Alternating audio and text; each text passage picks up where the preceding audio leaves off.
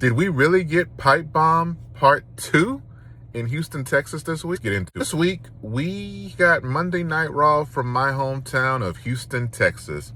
I had the privilege of being in the building for this show. You know, over the past several weeks, we have been building to WrestleMania, if that's what you want to call it. Many of the shows have been very lackluster, especially on the SmackDown side. I will say, I believe this week's Raw, while it was not a great show, it was a very good show. And it almost feels like WWE may be listening to me talk smack, because this show finally felt like a show that was on the road to WrestleMania.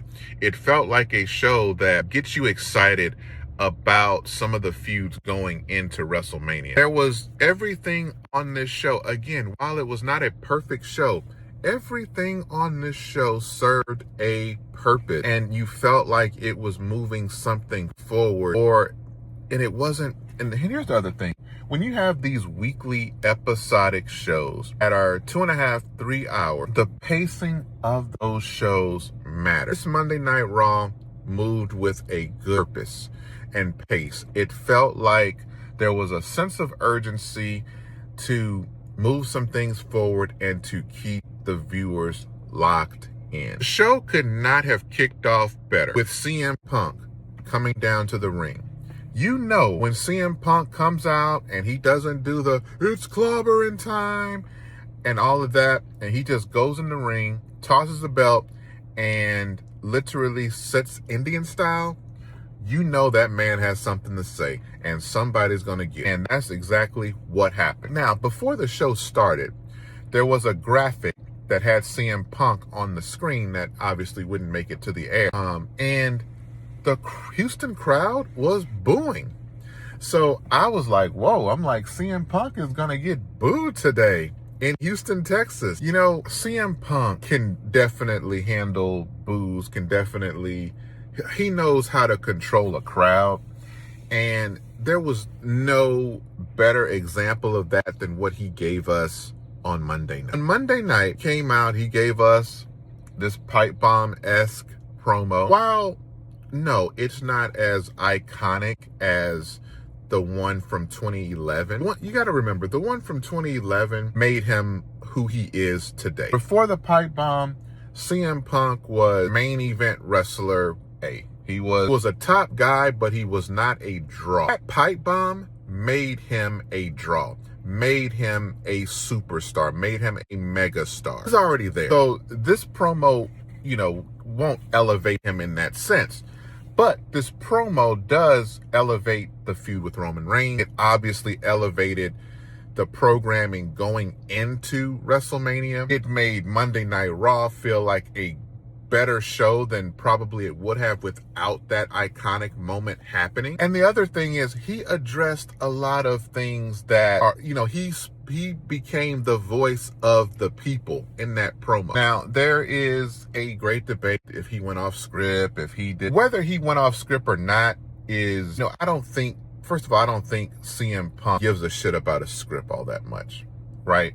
I think he is given marching orders and he goes out there and he makes it do what it do. I think his whole goal was to cut a promo that woke the industry up and felt like the old CM Punk going into WrestleMania. And mission accomplished.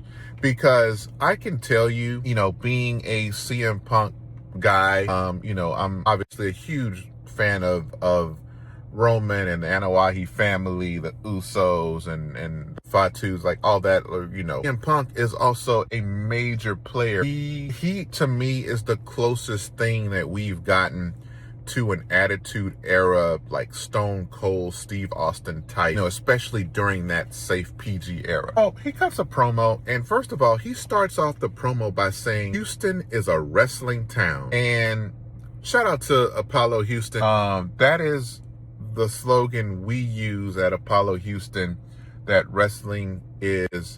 Houston is a wrestling city or a wrestling town.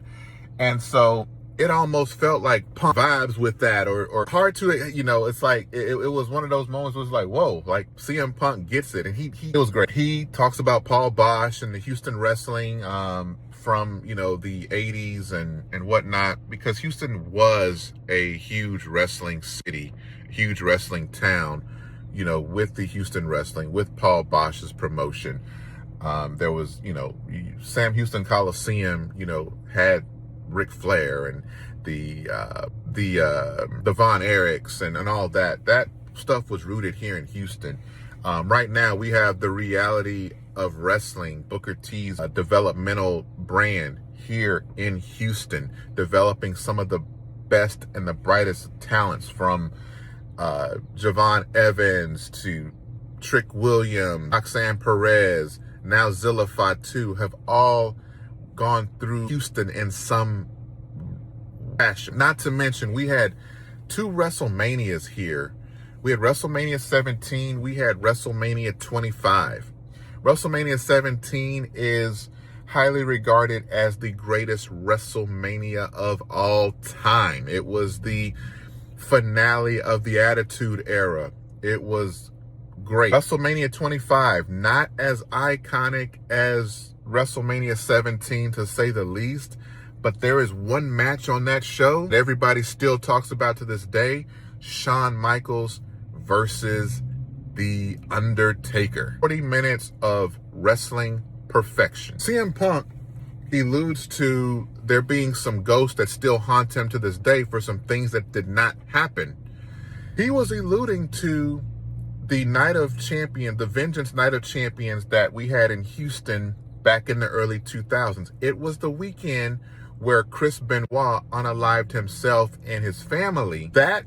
At that particular pay-per-view, CM Punk was supposed to face Chris Benoit for the ECW championship. And then there was this, Chris Benoit didn't show up, all that. So that's what he was alluding to there. He goes on to say that Roman Reigns hates him. But now he is going to speak to why he hates Roman Reigns. He talks about all the things he doesn't like about Roman Reigns. He says that it's vanilla, he's boring, he needs help. That's something he's been alluding to all this time, that Roman Reigns needs help.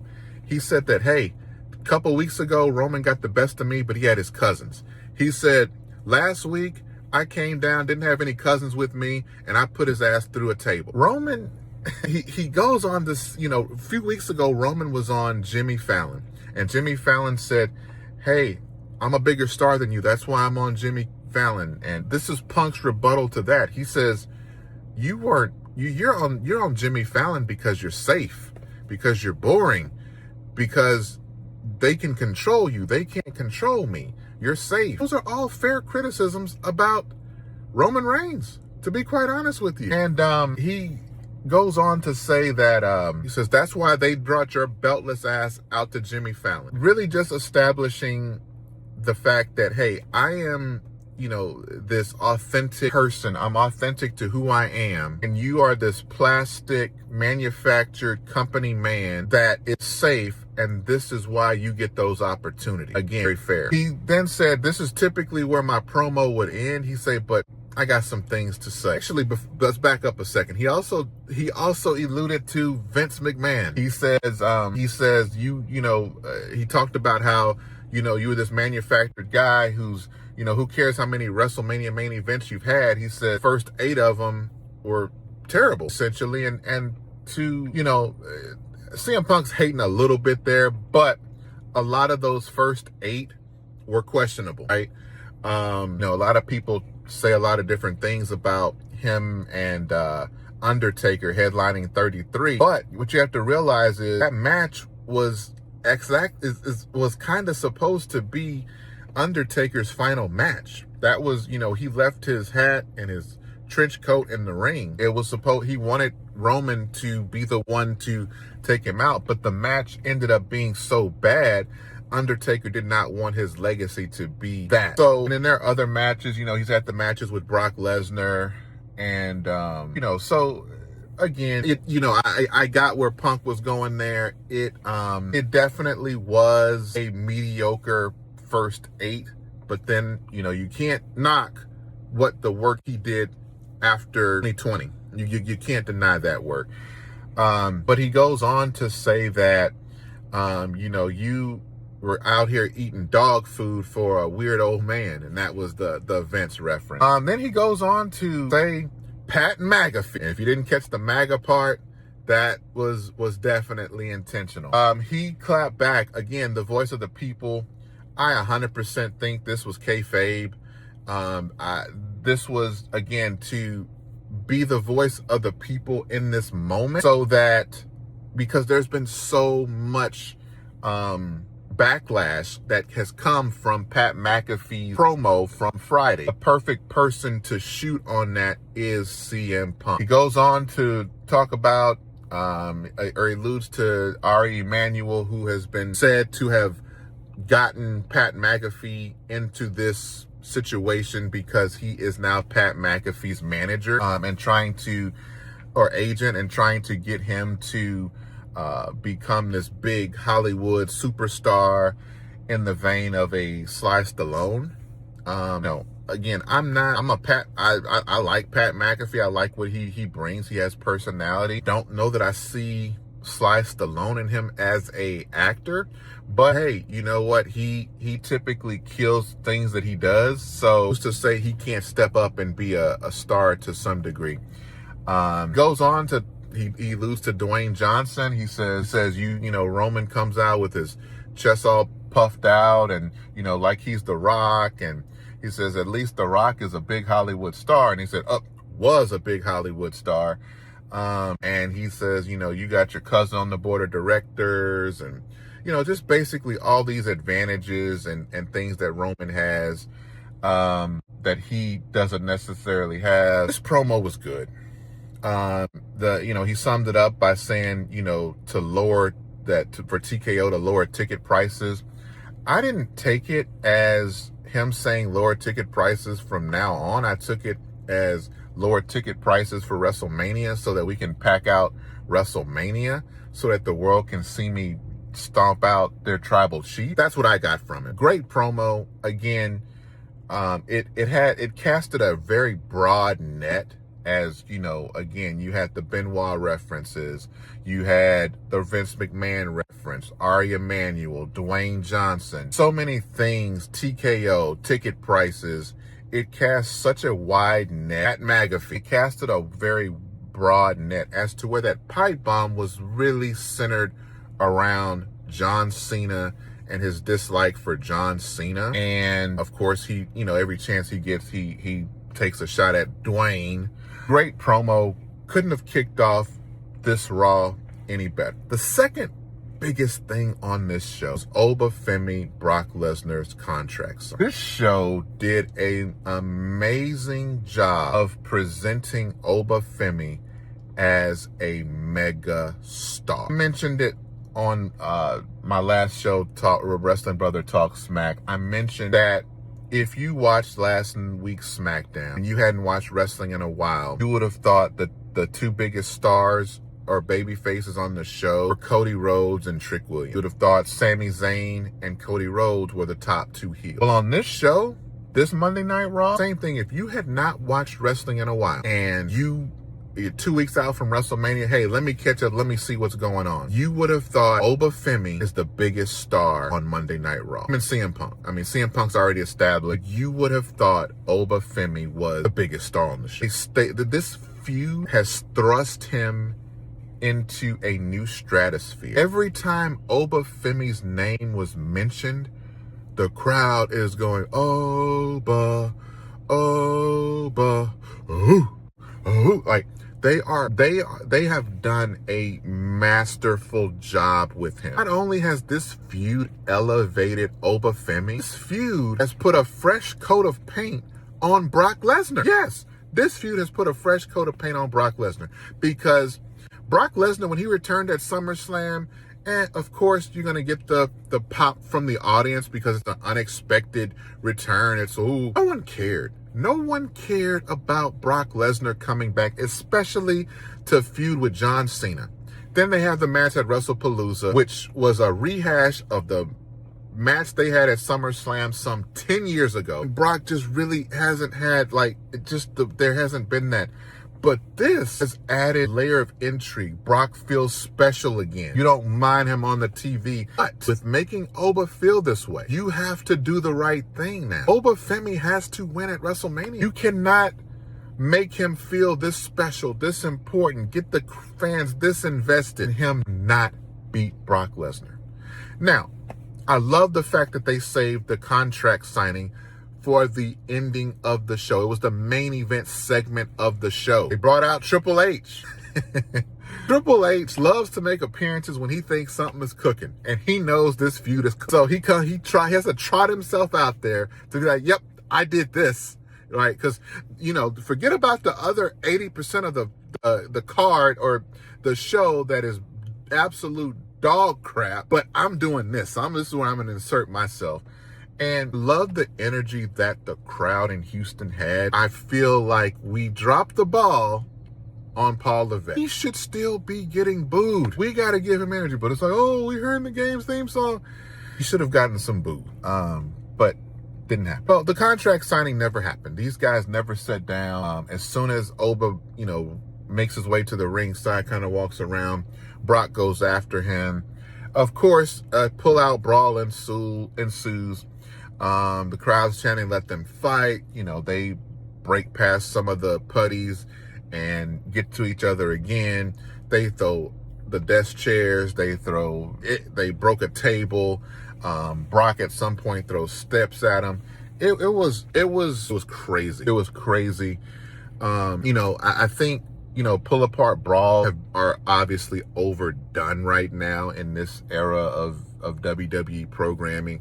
This is a feud where it works because this is all about I'm a beast. No, I'm a beast. And it's like two different beasts from two different walks of life, but same outcome. They're still beasts. So it's that immovable force meets the irresistible object, or whatever, however you said, the immovable object meets the irresistible force, or however they used to say that back in the day. That's what this match is. This match is going to kick off night 2 of WrestleMania. Air live on ESPN. This is a hell of a match to be on ESPN. So great work, WWE, with this feud.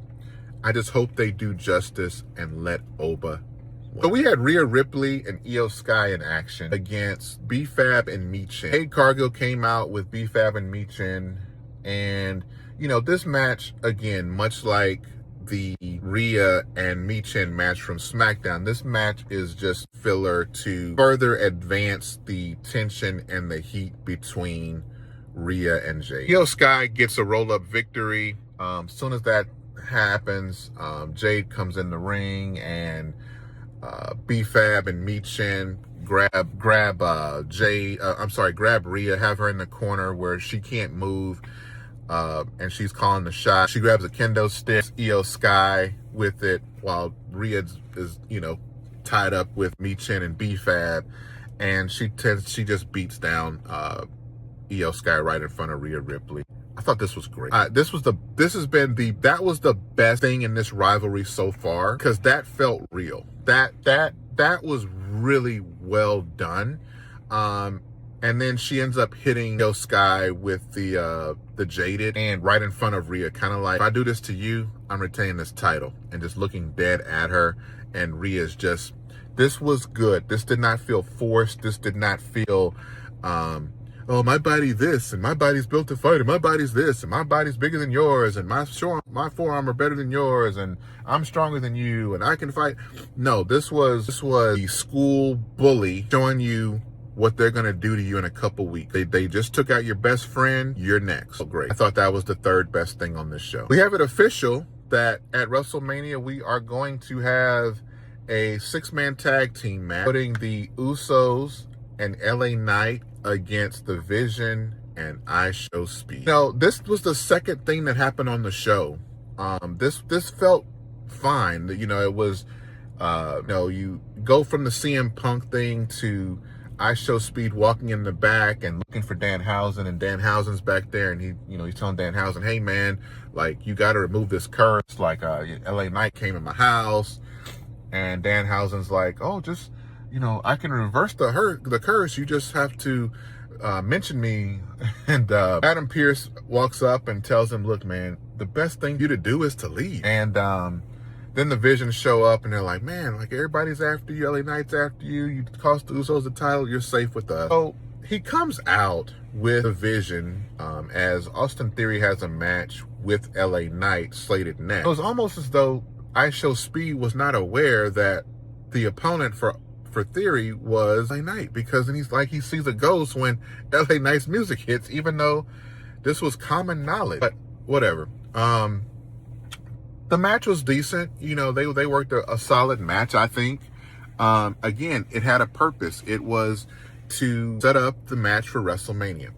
You know, in my opinion, this match is probably going to be the match where I get some food and really settle in. I don't think it's going to be bad. I think it'll be entertaining. I mean, IShow Speed is athletic, so I think he can take a bump or two, and, you know, he has, you know, two other pros in there that can really carry the match, and he can just have some one-off spots here and there. But that was it. Again, it advanced something. It had a purpose. Seth Rollins came out, and, you know, he says he's 100% cleared. He doesn't understand why Gunther would have any business with him unless he's working for Paul Heyman. Gunther comes out from the crowd, gets a pop from the crowd, honestly. Seth Rollins is smart enough to know that he's probably going to sneak up from behind him. He grabs him, tries to put him in a chokehold. They battle a little bit. Of course, you know, Hurricane Helms and Jason Jordan and the rest of the agents from the back come out to try to break him up. Gunther goes to the back, and Gunther is met by Paul Heyman, and Paul Heyman kind of smiles. And so we're like, okay, what's going to happen here? Paul Heyman says, hey, man, I don't know why you did what you did, but I owe you the biggest thank you. Gunther tells him, you don't owe me a thank you. You owe me way more than a thank you. So this is going to turn into, you owe me Brock Lesnar's career. And he's going to cash in at that at SummerSlam in Minnesota. That's where this is. Gunther and Seth Rollins, I am overall looking forward to that match. These are two guys that pretty much have excellent matches with anybody that they have matches with. So together, this match could steal the show.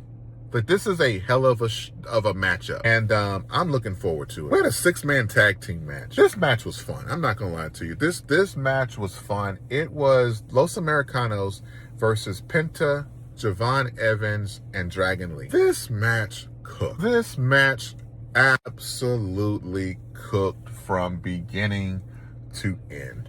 It got a "This is awesome" chant from the crowd, because they did some high-flying spots. It was just absolute.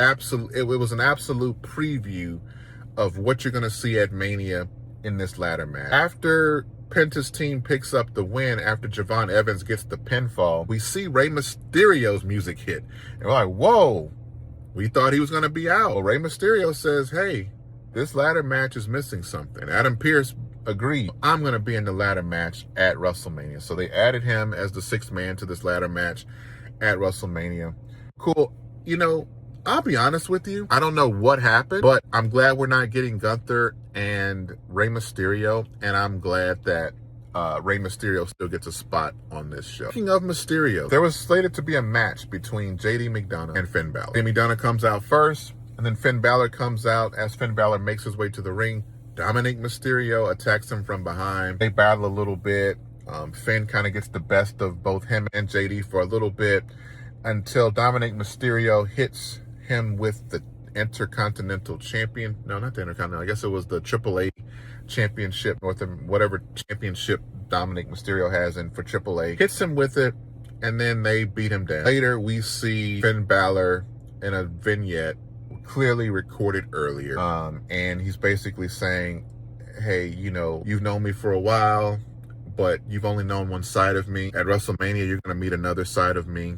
And they kind of have this moment where it kind of, the screen kind of positions his face to where it has like a little bit of the demon's makeup on. So we're getting the demon returning at WrestleMania, which is great. So, you know, the demon character is essentially the Incredible Hulk, right? That's Finn Bálor. He's Bruce Banner. He's Bruce Banner most of the time. He's been Bruce Banner ever since Roman Reigns took him out and killed the Hulk a few years ago. Now we're going to get Demon at WrestleMania returning, and hopefully the resurgence of it, they protect it and do it just. Overall, it was a great show. We also had a match between Lash Legend and Bayley, which was just there to set up and further advance the feud for the tag team four-way match that they're going to have at WrestleMania. Nothing to write home about. Bayley got the win after Lyra Valkyria holds Lash Legend's leg down. So I'm glad they at least protected Lash Legend in defeat, because I think they're going to have big plans for her after WrestleMania. Overall, this was a very solid show. You know, it did exactly what it needed to do. Now, there has been talk that, oh, Roman didn't show up, and we knew Roman wasn't going to be on this show when his dates dropped. Roman is very selective with the dates that he has, because he has very select dates that he appears on television. Last time Raw was in Houston, maybe 8-10 months ago, Roman was on the show. He's already done a Houston date within the rolling 12-month calendar. So it kind of didn't make sense for one of his appearances to be in Houston. And if you're going to drop a legendary pipe bomb like that, last thing I needed was the OTC's music to come out and interrupt that promo. Roman Reigns was not needed on this show. They did so much other good stuff on this show that you did not feel it. You had a lot of stars on this show. It felt good. You had Rey Mysterio return. You had Seth Rollins. You had a Gunther appearance. You had Brock Lesnar. You had Oba Femi. You had CM Punk. The show was carried with stars. There was not a bunch of these 3-4 segment show matches that kept the pacing of the show good. This was good. I would give Raw, if it was a star rating, I would give it 3.5 out of 5. Maybe 4. You know, especially if we're just judging it based on recent memory, probably a 4. I am looking forward to seeing what they do on this